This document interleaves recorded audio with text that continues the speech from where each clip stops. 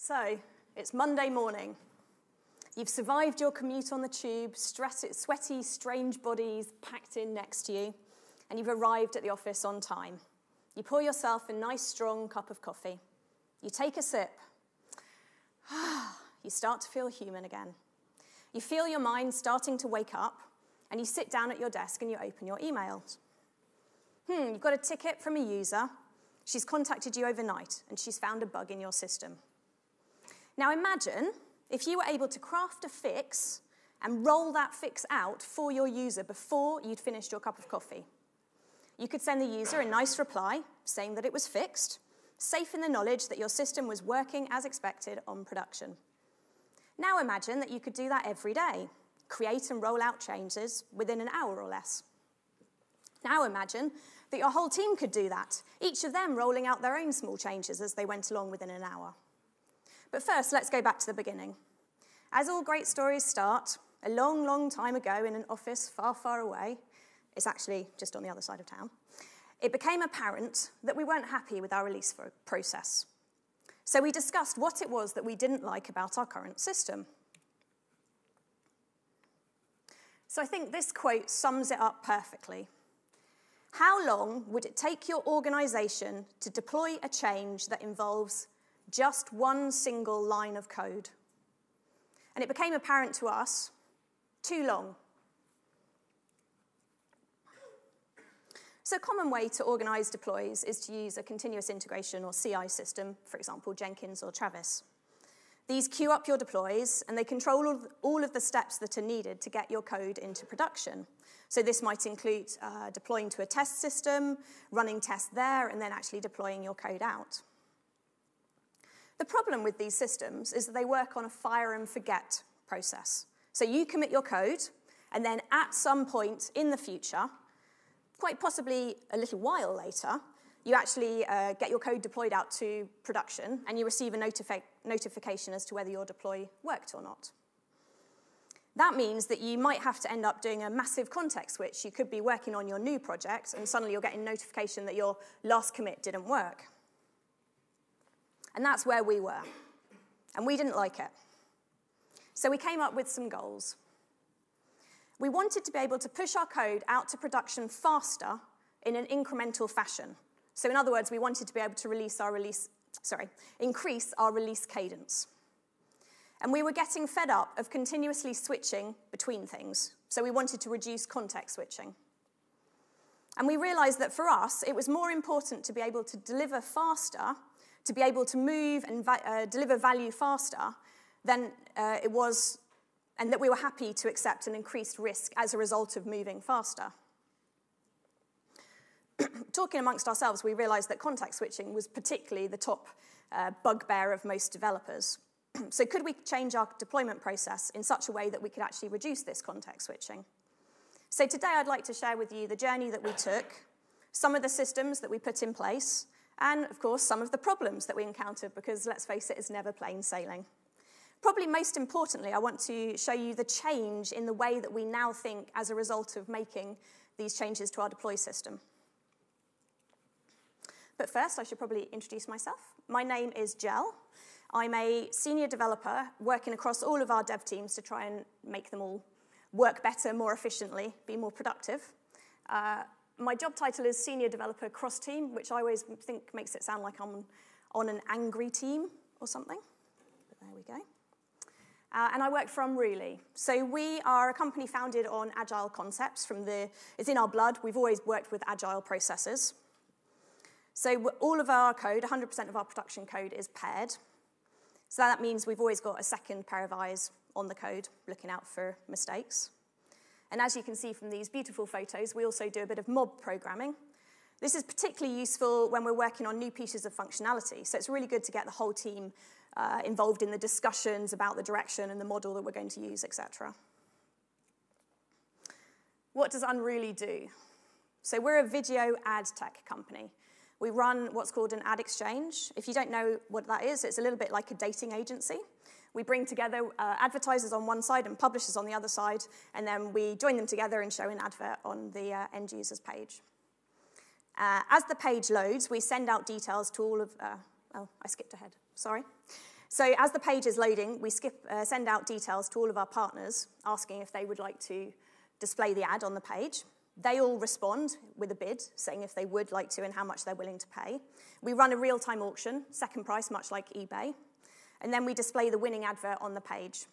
So all of that process happens in less than 500 milliseconds, preferably around 200 milliseconds. So it's kind of more like a speed dating agency. Then as the ad plays, it fires events back to us so that we can monitor what interactions the user's made and how far they've watched. So we collect those events, and then we use them for reporting and billing. We need to be able to receive those events in real time. So we've got a pipeline which streams those events and collects and processes them. And it handles about, I think, 70 million events an hour at last count. So kind of medium-sized data. We're not quite Netflix, but we're getting there. So if we don't display an ad quickly enough, we won't make any money. If we don't display an ad on the right kind of site, at the right time, to the right kind of users, we won't make any money. And if we don't process all of those 70 million events, then we can't bill people, and we don't make any money. So all in all, it's quite important that we've got a relatively low latency, high throughput systems with high uptime needed. Okay, so let's talk about our first goal to increase release cadence. So why would we, as a business, want to release more regularly, especially if it comes with an increased risk of issues as a result? The way software is released has fundamentally changed in the past 25 years. If you think back, not that long ago, you burnt to a disk and then you shipped maybe, I don't know, once a year, twice a year. So you had to be sure that your code was perfect. It was bug-free. Your reputation depended on it. We're not there now. But yet, the idea that you should release perfect software still clings to the mindset of most people. In fact, one of the hardest things about making these changes was persuading our developers that we, as a business, really were happy to accept an increased risk of bad deploys in order to get our code out faster onto live. Commercially, releasing regularly has some really great advantages. You get prompt feedback on whether your customers are happy with the changes that you've just released in an iterative manner. So it allows you to see if they like the direction you're going. So rather than waiting and deploying a massive change that no one likes, by which point you've already done the code, you've already spent the time, you can't roll it back, time wasted, you can deploy out in an iterative manner and get feedback as you go along. And with the right metrics, you can see where they're having problems on your application, on your site. And you can proactively release changes to help them, rather than waiting for them to contact you. So both of these lead to really golden for any company that wants to keep its user base sweet and stop them moving on to competitors. So how did we go about being able to release more regularly? What magic did we use to make this happen? Okay, obviously, the first thing you need to do is to speed up your deploy process. Pretty self-evident. The faster you can deploy, the faster you can release. But if you think this through, my mantra tends to be hope for the best, plan for the worst. So what happens if we make a mistake as we're rolling out this code at speed? So we need the counterpoint. What's the counterpoint to fast deploys? It's fast undeploys. So so we need easy, pain-free, brain-free rollback process, sort of a one-click rollback process. Generally, if you've made a mistake and it's out on production, it's quite a stressful time. You don't want to be thinking about, now, how do I roll back? I have to do this, I have to do this. No, you just want one button, rollback, done, particularly if a critical system's gone down. So we can deploy faster, and we've got our emergency rollback process in place. But how do we know if we actually need to roll back? How do we know if anything's gone wrong? So to do that, we need to be able to verify that everything on production is working as possible. So those are our three key ingredients. So let's attack the first one. Let's talk about faster deploy process. How did we go about doing that? So we had to think about what was slowing down our deploys the most, and we realized we had a number of pain points. We had branches, which added to confusion when committing and deploying. So we decided, scrap branches. We were creating large change sets between commits. That is, the time between writing the first line of code and releasing it was much too long. So we decided smaller change sets with a single feature per release. We were deploying via a UAT system. We decided, scrap that. Let's just deploy straight to production. And last but not least, our tests. Oh yes, we were waiting for all of our tests to run and pass before deploying.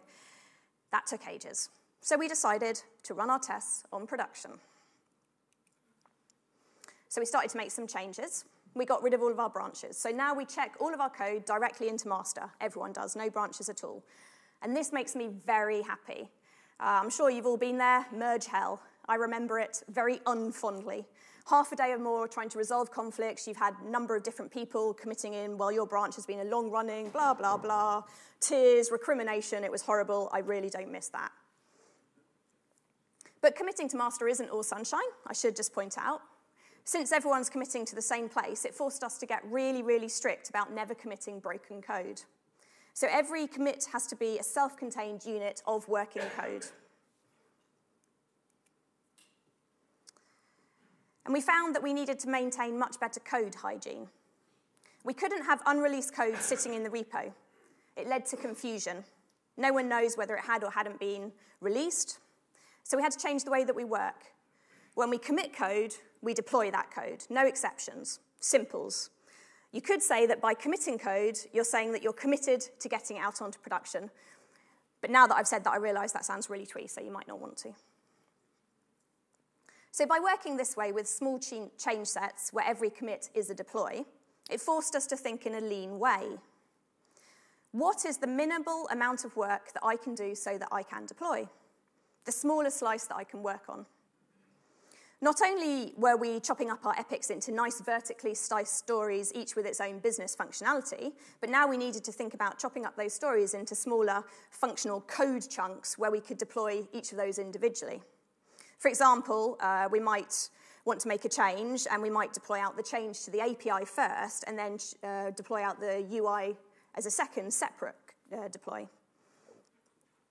And it was the advantage of this, of course, is that you get you can test the functionality of the API before you've actually rolled out the front-facing UI to your users. With practice, quite a bit of practice, we've gotten to the point where a commit might only touch 1 or 2 files and might take maybe, 5-10 minutes to code. But initially, we found it really, really hard to keep our change sets small. So we needed to be really disciplined about how much we squeezed into a commit. In fact, the moment you start thinking, can I squeeze X into your commit, it's a sign that you're trying to do too much. As soon as you've got a working piece of code, no matter how small the change in functionality is, you deploy it. Smaller change sets do have advantages for devs. There's less code, so there's less likelihood of strange bugs creeping in. And if a bug does get in, debugging it is a lot easier. You know which commit caused your problem. It's a small change set, so it's generally a lot easier to work out what the bug is. When we started deploying like this, we didn't necessarily want to deploy out to all of our users at the same time.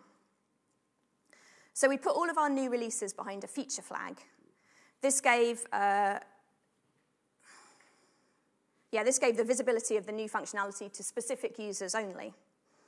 So, for example, we often deploy out to our internal AdOps team first, who are happy to test and report any bugs for us.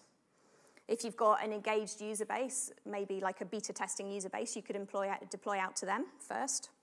And we also started doing A/B testing. So we deployed to a small percentage of our users first, check that it's all working, and then deploy out to the full user base afterwards. But how is that not chaos, you might ask? Great question, I'm so glad you asked.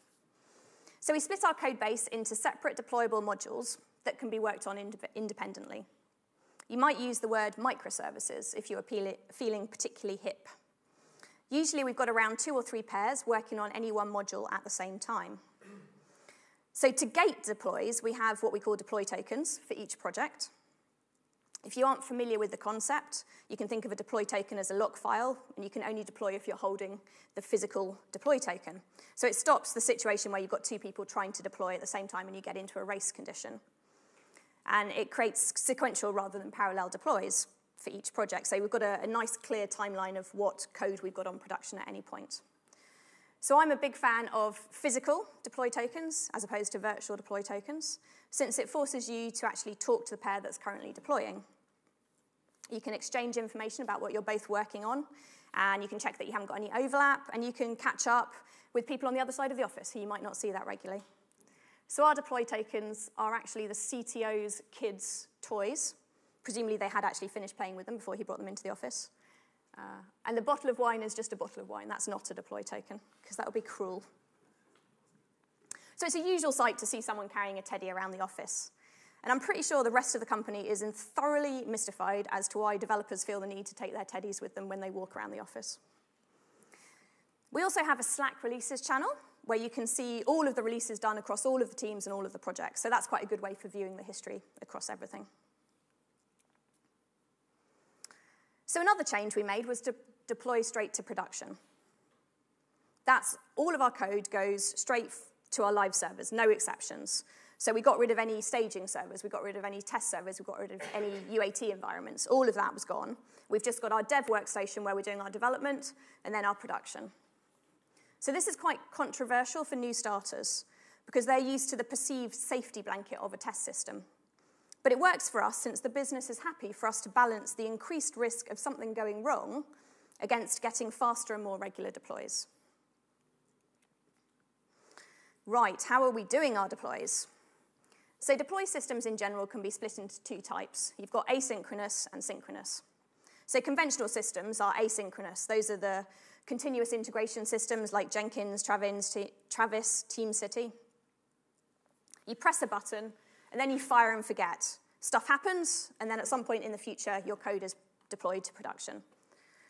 But the asynchronous nature means that the advantage of the asynchronous nature is that you don't have to wait to see if it's successful. But it also means that you don't know when it will deploy. You could have maybe lots of other things bunging up the pipeline, so your one's not going to be deployed for a little bit, or etc. Lots of different reasons it might take a while. And the problem with this, I found, is that you're not going to want to context switch to fix issues. You've already moved on. You're knee-deep in your new bit of code. You've got a nice head of flow on you. You don't want to then have to switch back and work out what the heck you were doing with your last commit and what had gone wrong and et cetera, et cetera. I think one of the reasons that most people moved to CI systems was because they had complicated slow tests with multiple steps in their deploy process. So they used the asynchronous nature of them to get around the time lapse. They didn't have to wait for ages to do the deploy. But we've been speeding up our deploy process. So we decided to change all of our systems to do synchronous deploys. What I mean by that is you press a button and then you sit back and watch as your code gets deployed out to production. There's no magic. It happens in front of your eyes. You can see what's happening, and you can keep an eye on what's happening. You can see the progress, see if there's any problems as you go along. And it's really important for us to have that fast feedback loop so we can check if it's successful, still be in context of the code that we've just written, and if not, we can instantly be able to work out what had gone wrong and what the bugs were. When I say instantly, obviously some bugs aren't as instant as others in working out. Huh? To deploy out to production? You've literally got me 2 lines in advance of that. I'm about to tell you.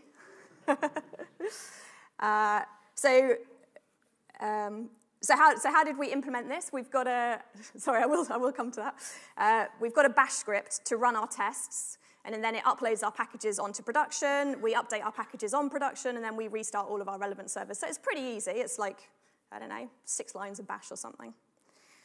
Okay, you're probably thinking, isn't that really flipping annoying, sitting there waiting for your deploy process to go out? So it's true, there's a bit of waiting, but it only takes about 5 minutes for most of our systems to deploy out to production.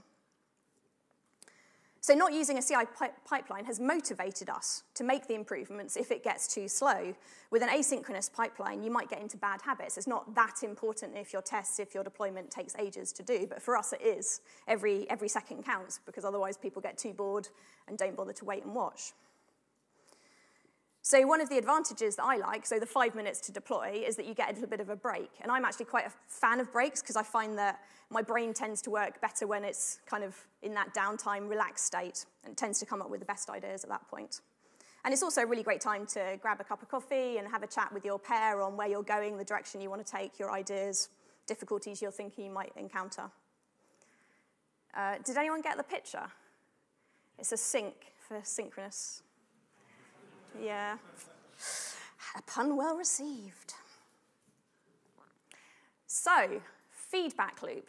It's defined as a system where the output of the system becomes the input for the next iteration of the system. Does anyone recognize this probably most infamous of feedback loops? Yeah. So this is the TDD, or test-driven development loop. So the idea is that you create a failing test, that's the red, you write the code to make it pass, that's the green, and then you refactor the code. So why are feedback loops important to us? Why do we want faster feedback loops? Well, short feedback loops allow you to see if you're actually providing the expected value to users. You're more resilient to change in direction due to market vagaries. You can mitigate risk by releasing an MVP product and then iterating on the functionality of it, rather than delivering the entirety in a big bang process. And the shorter your feedback loop, the quicker you can adopt to change. Imagine what a customer would think if they report an issue and they see the fix implemented, within an hour. They're likely to be a lot more loyal to your brand than to a competitor who takes weeks to deploy fixes. And short feedback loops give us confidence, which tends to lead to less stress on the job as well.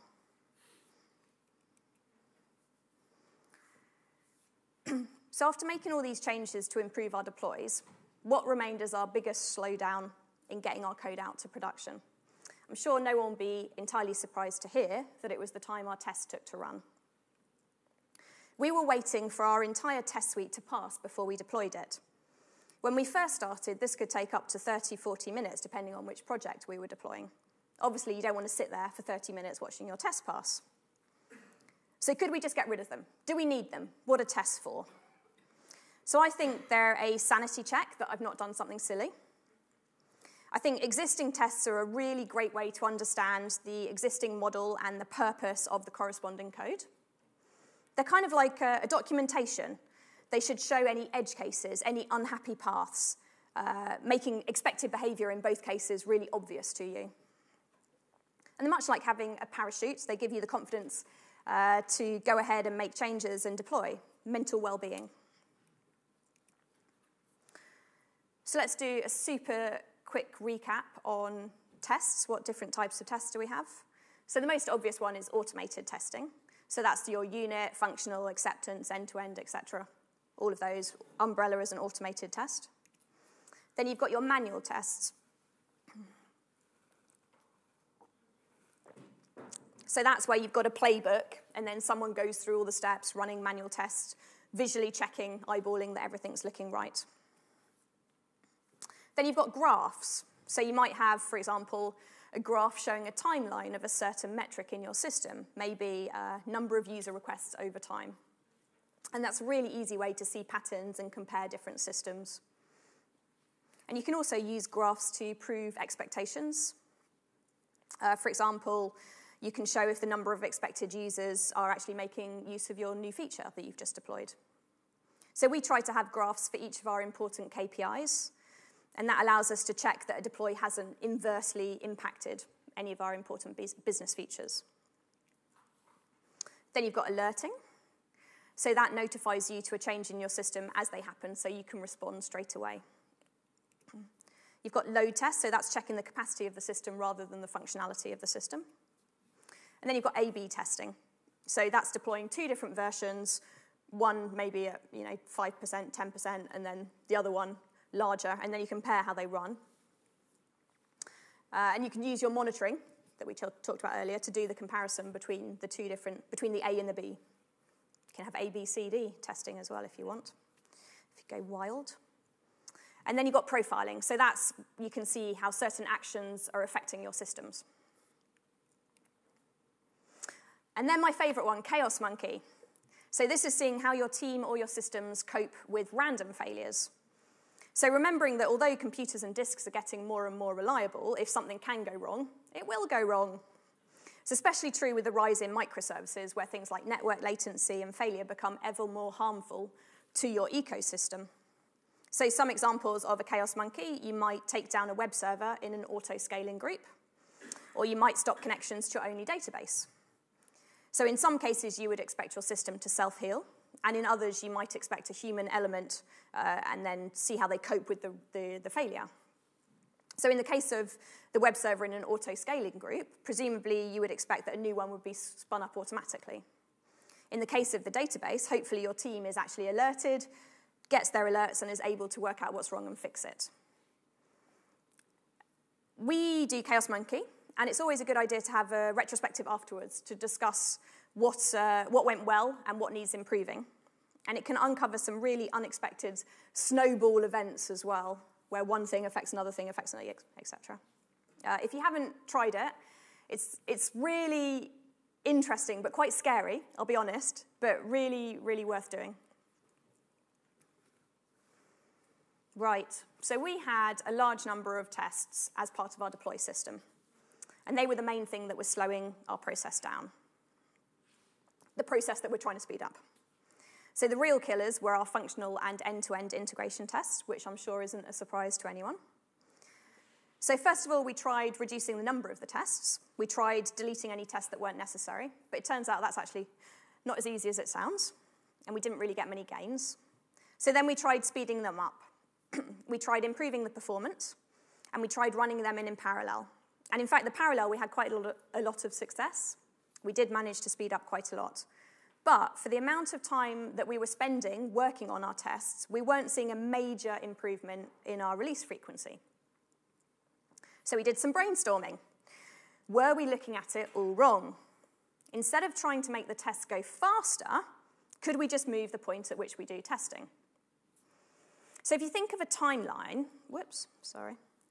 conventionally, testing is done before the code hits the live servers. So maybe as you develop, you do TDD, you're running your unit test, developing as you go along. Maybe you run a comprehensive test suite as you commit, so you gate your commit on the fact that your tests have to pass. Or maybe you run them against staging or UAT as part of your deploy pipeline. Maybe you even have a number of different platforms as part of your deploy pipeline and different tests on each. And you're gating your deploy on the fact that your tests have to pass. The commonality between all of these is that you have to run all your tests before you release to production. So what if we shake that up a bit? What if we move the point when we deploy to earlier in the pipeline? So that is, run some tests before you deploy, but then run other tests after you deploy. So in essence, we stop gating on all of our tests having to pass in order to deploy. So how did we do this? We moved the slow tests to post-deploy. So that's the functional test, the end-to-end integration test, etc. But we kept the unit tests before. They're super quick anyway, unit tests, like seconds. And this really helped to speed up our release process. So like I think I said, some of our functional tests were taking around 30 minutes to run originally. So suddenly our deployments were taking 30 minutes less to run, which meant we could deploy our code out in 5 minutes. Win. So we fundamentally changed the way that we were thinking about testing and its place in our process. Or, as our next speaker puts it, testing don't end when shit deployed, which is a lot more succinct. Now that we'd started making fundamental changes to the way that we ran our tests, we noticed something else really strange. We'd been running all of these tests against our test environments. Why? A test environment, by definition, is different to your live environment. You don't have real load pattern on your test environment. You don't have real users doing odd and unexpected things on your test environment. And you probably don't even have the same infrastructure. If you've got 100 servers on your live system, you might have a lot less in your test system. So we made one other little modification to the post-deploy tests. We started running them, rather than against a test instance, we started running them directly on our production servers.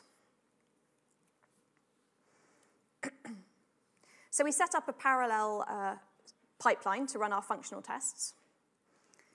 So that's parallel to all of our other development systems. There's no dependencies, independent of any deploys that are running, and they alert us through Nagios if they fail. We've got a ton of functional tests. So initially, when we tried running them in one go, it took ages. So we split them into groups depending on the business service that they were testing. And that meant that we could run all of the groups in parallel, and we were able to see any failures sooner, since we weren't waiting for the entire massive monolith of tests to pass. And then if we did have any failures, we knew which business section was failing without having to troll through tons of logs. And since the code deploys are usually in one business service anyway, it made sense to run the tests as separate business services.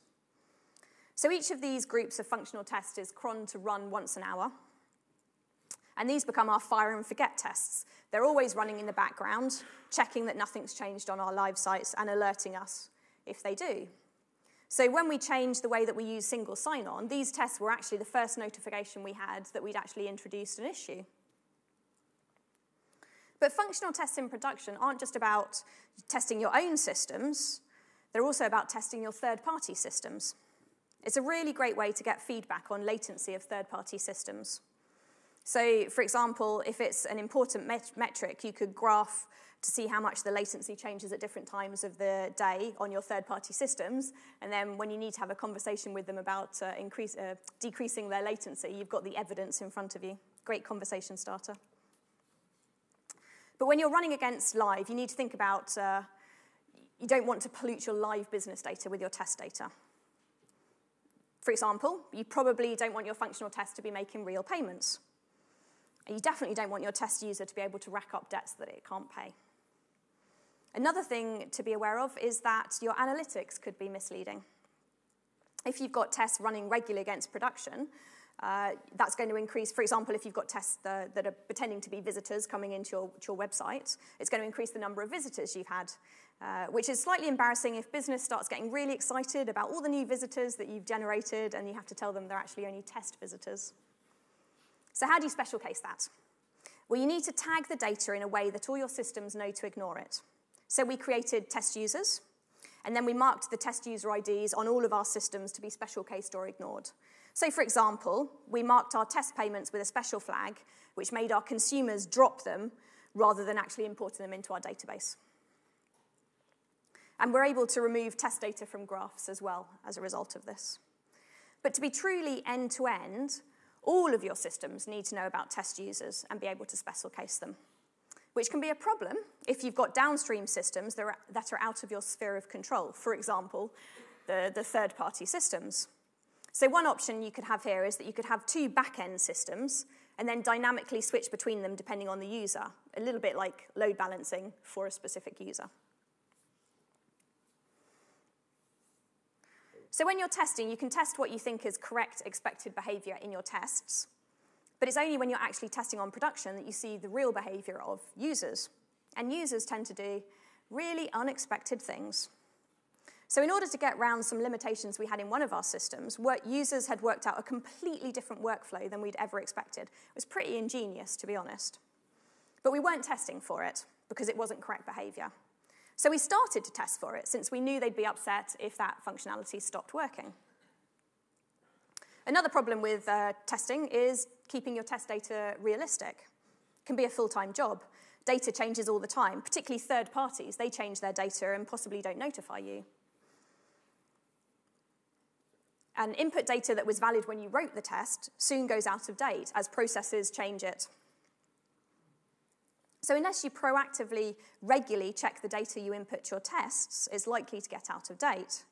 And tests that run over out-of-date data are pretty useless. So testing in production means that you never need to worry about this. The input to your test is always up to date. You're on production. You're using your live users and your live load. So once we had the bug for testing in production, we started to think, hey, what else could we run on production? And we decided to try running load tests on production. Maybe you're thinking, why on earth would you do that? Possibly you're thinking, goodness, that sounds pretty dangerous. So why not run our load test against staging? What's the point in running them on production? By running against a non-live system, you introduce points of divergence. The infrastructure is likely different.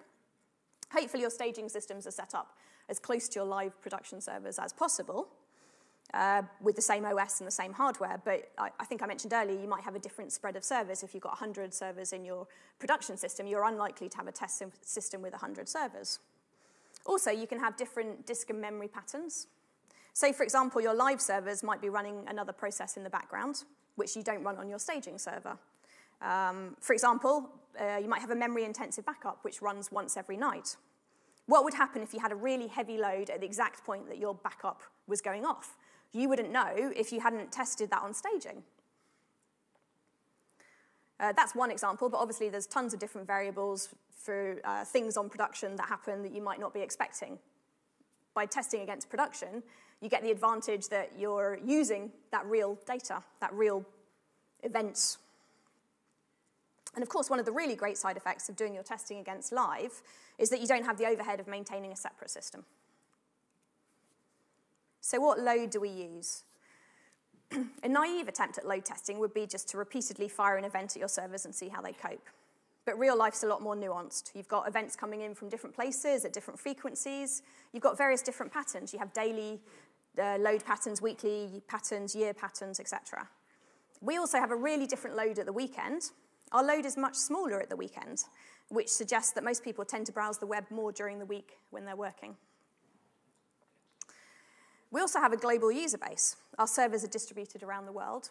We use AWS, and we've got clusters in Singapore, Europe, and the US. And we do this to reduce latency. If a user in Japan loads an ad, they're routed to our Singapore servers. It's a much smaller round-trip time, and in terms of adverts, every millisecond counts. And each of these regions obviously has its own load pattern. When people in Singapore are awake and generating load, Europe has a really low load because everyone's asleep, and vice versa. Likewise, the popularity of our products varies by region. So different systems receive different traffic patterns from each region. So we thought, how could we recreate these exact data patterns for our load test? And when the answer came, it was stunningly obvious. We can use our own users to generate the extra load. And that's going to give us an identical load pattern to what they're already doing. So how do we do this? So if each time an ad fires an event, we make it fire one extra event, we've already doubled our load.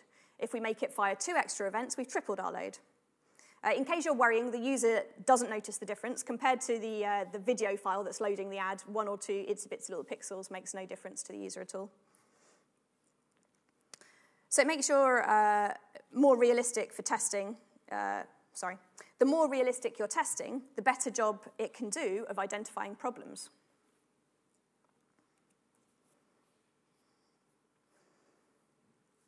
Obviously, one of the main considerations when you load test against live is that you can't push it till it falls over. So we test up to a threshold. We need to be slightly more circumspect. So we started running our tests manually, and then slowly ramping up the load. So we run a test, allow a little bit of time, see how it affected our systems, and then run the next one with a slightly increased load, etc. And we thought we were being super duper careful not to push it too hard. But we'd unfortunately forgotten a facet of our load, which then bit us in the arse. So with ads, you tend to have a long tail traffic pattern, because people can load an ad, but then not actually scroll into view until a while later. If they've loaded it in a separate tab, it could be days before they actually watch the advert. And every time, so that means that the events aren't being fired until quite a time later. So we were receiving a heightened load for much longer than we'd actually expected to. And it actually, the first time we tried this, it actually brought one of our live servers down to a mostly unresponsive state. So we learned our lesson, and we altered the load test to automatically stop if the load got above a certain percentage. So now we push our load test until we start to see any of our downstream systems wobble. Wobble is a technical term. How can you see those wobbles? Well, we have really good monitoring on all of our systems that will be affected by this increased load. So at the moment, we're load testing up to 40 times. We happen to know from our graphs that over Christmas and Super Bowl, which are our 2 busiest times of the year, we usually go sort of 10, 20 times, so we're above that threshold. Right, so we'd created our faster deploys. We didn't have branches, we had single feature releases, we were deploying straight to production, and we were running our tests after releasing. And along the way, we'd hopefully given developers more freedom to experiment and try out different things. Faster deploy means faster feedback loop. So our next ingredient was making rolling back easier. Since we had those deploy tokens that we had the picture for earlier, you know that no one can be deploying at the same time as you. So that makes rolling back dead simple. we just check out the previous git commit and redeploy. So remembering that every commit is a deploy, there's no faffing around trying to work out what version was on production before your deploy. You just know that it's head -1. So it's really easy to write a script to just do rollback and deploy out. It takes a couple of minutes. Brilliant. So we've talked about speeding up the deploy process. We've speaks about making the rollback easier. So now let's talk about seeing if the deploy has been successful or not. So how do we know when we make a deploy if the new code is working as expected? We've got server logs, right? So you've probably got your terminal open as you deploy, tailing application logs, checking for exceptions and errors. And if you see anything like that, you roll back straight away. We've also got graphs. So before we deploy, we think about which metrics we expect should change post-deploy and which metrics we expect to stay the same. It's obviously dependent on the functionality of the code that we're deploying out at the time. As you can see, our not very tidy dev area has lots of big wall monitoring screens. So that's really easy visibility. If you've got a line plummeting on a graph, you know that's a bad sign. The new code isn't working, you need to roll back. But we actually had quite an interesting learning out of this. So the idea of verifying the post-deploy code by looking at graphs is really implicitly baked into our culture. But it turned out that we had some new starters who weren't aware of this verification step. They just see us deploy, and then we'd move on to the next thing, and they weren't aware that we were actually doing this verification step. Particularly, I think, if they'd come from somewhere that had a build pipeline, so they weren't used to the idea of post-deploy checks. So this resulted in us having a number of fires where we had a couple of new starters who pushed something out and hadn't done the check to check that it actually worked. Once again, proving that the importance of good communication when you're coding. If you were to ask people why they monitor, I think they would probably reply that it gives them ongoing confidence in their systems. Metrics can change at any time, though, right? It's not just straight after a deploy. So although our screens are pretty in your face, we also automate a notification. So that sends us an alert if any of our metrics, for example, with important KPIs have been breached. So, for example, if we had a KPI to check that we're still making money, that would be bad for business if we weren't, so that needs to be addressed straight away, so we get a notification. So we recently noticed a really large spike in our traffic. We were receiving warning alerts from various parts of our systems, and then after four days, it went away.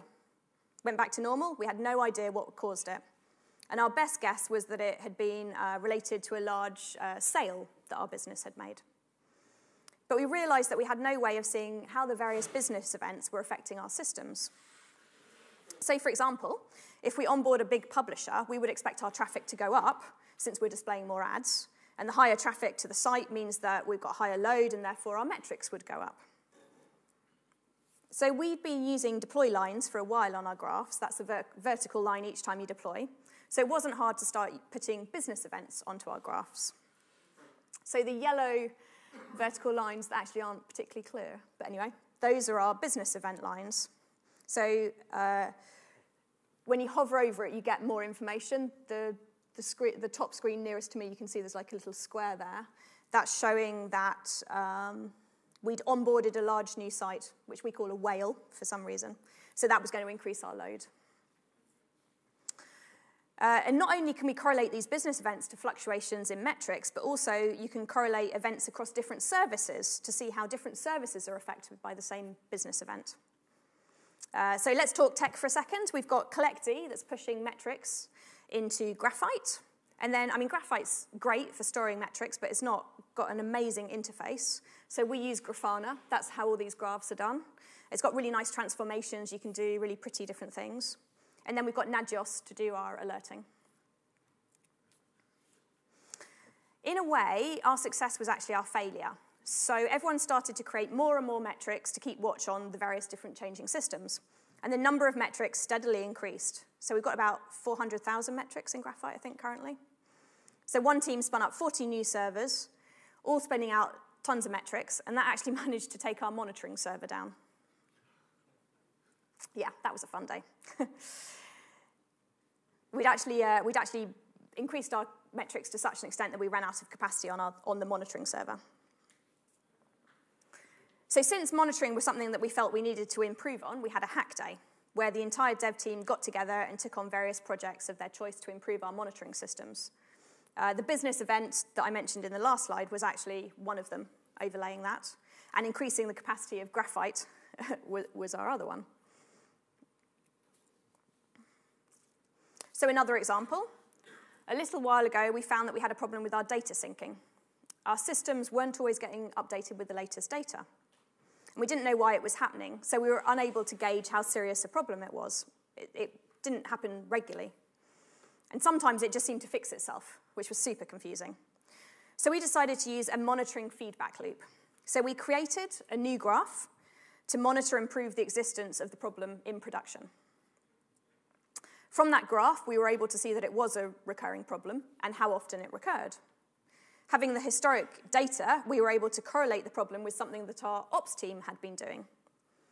So we decided at that point to save work on doing any upfront work to fix it, to automate the fix.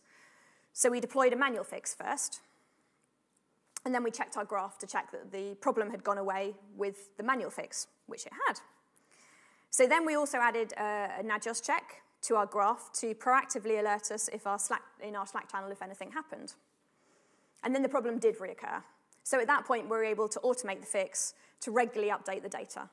But so we'd waited, by using the graph as a feedback loop, we'd waited until we definitely knew that we needed to make a proper fix. We'd just done the manual fix first, so it saved us time initially. So does that sound familiar? It's identical to the TDD feedback loop I mentioned earlier. So you've got the red, the graph shows you the issue. The green, you fix the issue, and you see your graph coming up again to where you want it to be. And then you refactor either to add another check, to add a notification check, or to actually fix the underlying issue. So we've started to use this feedback loop to show that the expected business value is delivered with a story. So as part of a story, we create a graph or dashboard with the main KPIs that will be affected by the story. And say, for example, if we expect our change will increase a certain type of user interaction, we would put a graph up to prove this. And then once we've released, we're able to check on the graph to see that the code change has the expected change in metrics. Our assumptions were correct. So whereas monitoring's pull, alerting is push. Alerting is probably going to wake someone up in the middle of the night as well, right? So is it really needed? And when is it needed? What are we going to alert on? So let's get some audience participation. I know it's post-lunch. Bit of yoga arm yoga. So imagine that we've got this incredibly simple system. We've got a back-end database. We've got 2 web servers, and we've got a load balancer. Okay, so if we've got very high load on our database, hands up if you think it makes sense to send an alert that could wake someone up in the middle of the night for that. Couple, okay. So it turns out most of our user queries were running fine. We had the high load on the database, but that didn't seem to be affecting the queries that most of our users were doing. So one of our web servers has stopped serving. Hands up if we should alert on that. Couple. Okay, so we've got our load balancer. Hopefully it's intelligent enough to transfer all load to the responsive web server. Our pages are taking much longer to load than our KPI allows. Hands up if you think we should alert on that one. Yeah, this is the main one, right? This is actually the user being negatively impacted. The other ones, your system might be able to cope with. This one, your users are going to be upset. This is the one that wakes you up in the middle of the night. That's a really great way to avoid pager fatigue. I don't know if you guys have that, but the more times you get woken up at night, the less likely you are to really care about what's happening.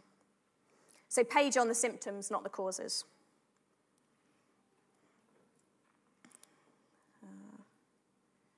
So one edge case that we've had is that when you notice disk is filling up, it's probably better to report on that during the day so that someone can fix it straight away.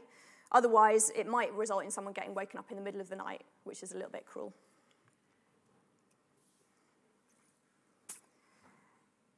The exciting thing isn't what testing in production is, but rather what it enables you to do as a result of the change in your mindset about the way you release. You've got quicker feedback.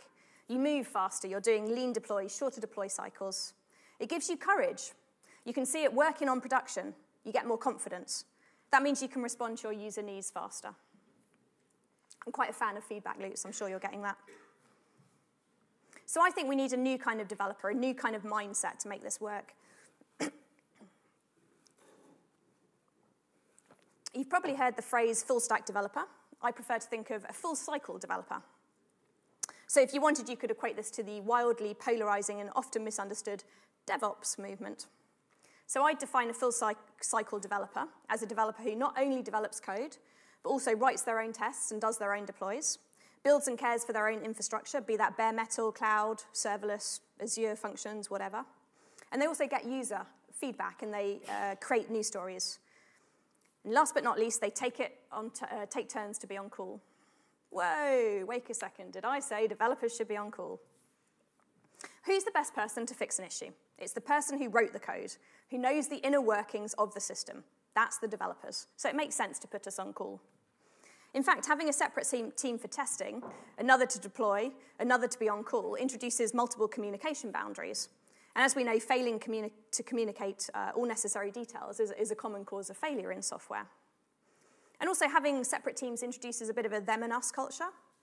Knowing that other teams will go over your code, test, deploy, and look after it can kind of reduce that feeling of accountability, of responsibility. Oh, it's their problem now. I don't know if anyone followed the ramps discussion by Michael Hill. It was a little while ago. I rather like this. Make great software by making great teams. So ramps is rhythm, autonomy, mastery, purpose, and safety. So he says, teams lacking safety lack ideas, because having a new idea is scary. Ideas are the fundamental unit of software progress. And also, teams lacking autonomy lack the freedom to make things worse, but they also lack the freedom to make them better. So allowing us to make a mistake and not be fearful of the consequences, imagine how liberating that is. To have your boss say, oh, well, you tried something. It didn't work this time, but whatever, no harm. What are you going to try next? Pretty liberating. The outright acceptance of mistakes is key to building confidence and trying radical new things that will hopefully drive your business forward. I had to have an obligatory cutesy cat picture, right? So it's kind of a change of mindset for developers. The freedom to play a little and experiment. The satisfaction of seeing your code being used by others straight away. And being informed about the success gives you the confidence to work faster. No one's nervous about deploying or rolling back. You know it's all pretty straightforward. Right, so you think testing in Malarkey, hopefully, sounds interesting. How can you introduce it yourself at work? So first up, I need to say it's not for everyone. Some business sectors don't lend themselves to work in this way. For example, if you write code for nuclear deploy missiles, I would rather you forgot everything you've heard today and you didn't test in production. But testing in production works for us at Unruly because we're happy with the payoff of having less rigor and less security in deploy, which allows us to deploy faster. Perhaps your overall business model won't allow it if you're in finance, for instance, but maybe parts of your business could apply these techniques. So what can you do? Try manually running your slowest tests, probably your functional or your end-to-end, against production, remembering to special case. And then once you're happy that it's all working and you've got enough alerting in case there's any errors, then stop running them as part of your deploy pipeline. Improve your monitoring. I mean, more monitoring is always good, right? You can't go wrong there. And how quickly can you roll back? Is it a complicated process that requires documentation to be open as you go through various steps? Try simplifying it. The quicker you're able to roll back, the less nervous you'll feel about deploying.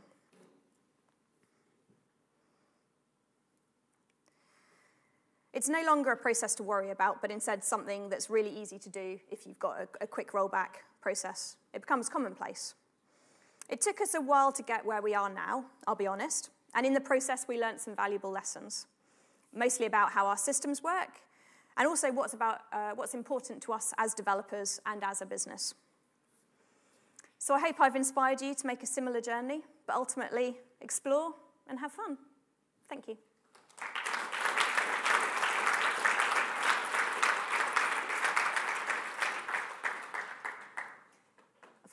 couple of minutes for questions, if anyone had any.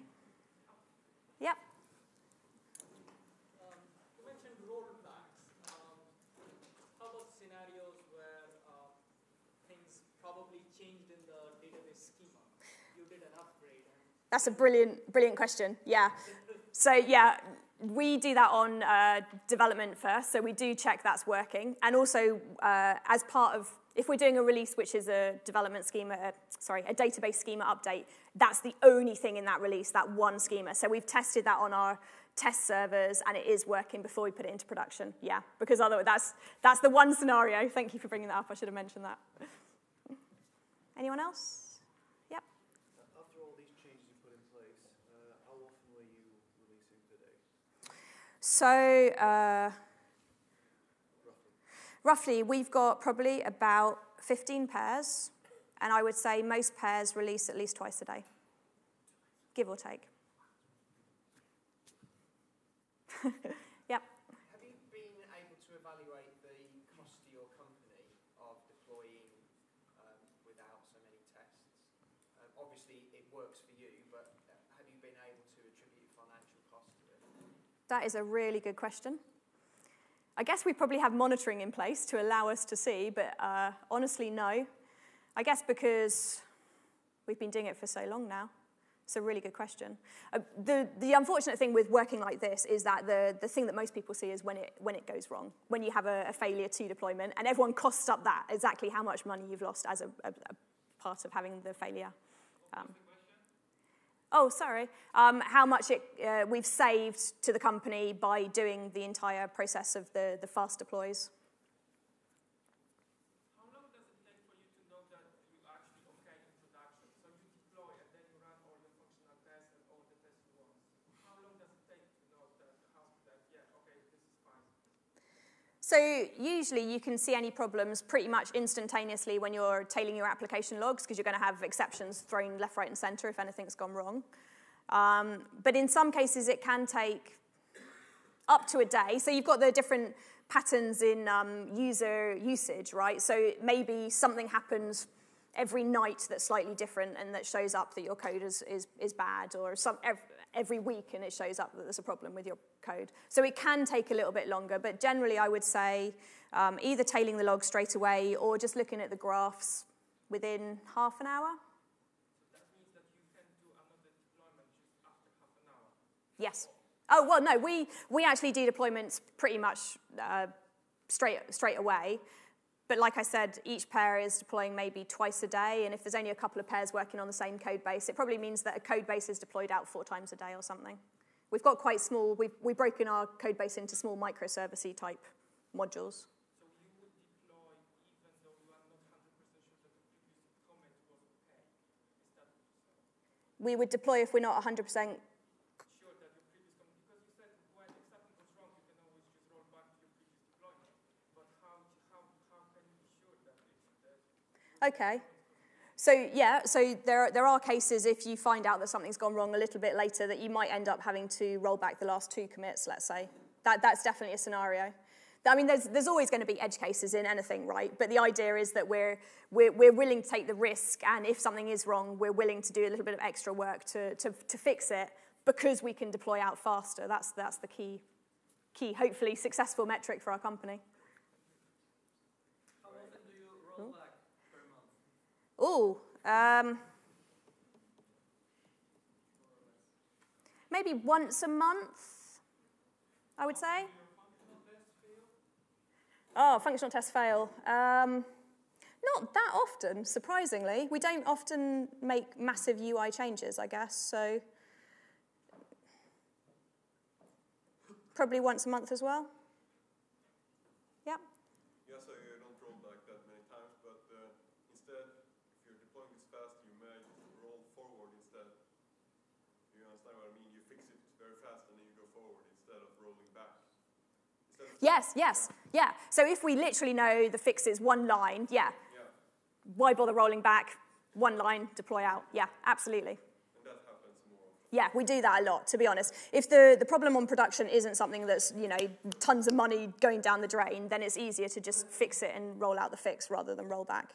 The rollback is for cases where you're literally losing money, there's a fire, everyone's screaming, those sort of situations. The stress, the panic. You said you always work on master plans. Yeah. And what if you have to, how do you strategize if you want to work on something that's not going to be production ready, but still you have to work on it? I'm sorry, I don't think I understood the question. So you don't work on branches, right? So how do you strategize when you pick up some work that you have to do, but it's not production ready yet? So we've got the feature, I've forgotten the word, the feature toggles. So if there's something that isn't really production ready, we toggle it behind a feature so that maybe only internal, maybe even just development can see the changes on production and test them and see how it's working. So quite often we will put a change out that we're not sure how it will affect our users. So we do that. We toggle it behind a feature so no one can see it. Yeah.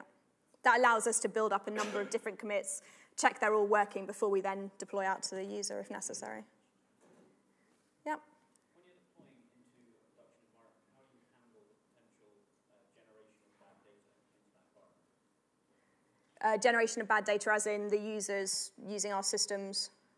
So, for example, you might, the code that you've changed might have a decimal place in the wrong place, and instead of being billed £4,000, the customer gets billed £4,000. So luckily we don't generally do anything like that. Okay, but say your change has generated bad data. So like I said, it's not necessarily suitable for everyone. If you've got the ability to accidentally bill someone £4 million by mistake if you put your decimal point in the wrong place, you might not want to use this system because by the time you've done the £4 million, you can't roll it back, right, as money. Well, unless you can, I don't know. Before the billing part of it, say you were serving ads for an adult website to a school because the data got mixed up. How do you handle that mix-up in the database? I'm really sorry, I couldn't entirely hear that. Could you just... Let me just pass this mic. Okay. The question is, how do you roll back data from Oh, as in data in the database, data that's come in. So if your code that you've released into the production environment is generating data and it's generating it erroneously, how do you then roll that back? Yep, that's a great scenario. So we actually had that about a month ago. So we, it was actually the inverse of that. We'd actually stopped firing a pixel that we needed. So the data had stopped coming in, but we knew there should have been data there. So in that case, we actually looked through the previous day and saw what data had come in the previous day and then guesstimated what data should have come in during the day and updated the database. So yeah, updating databases on production.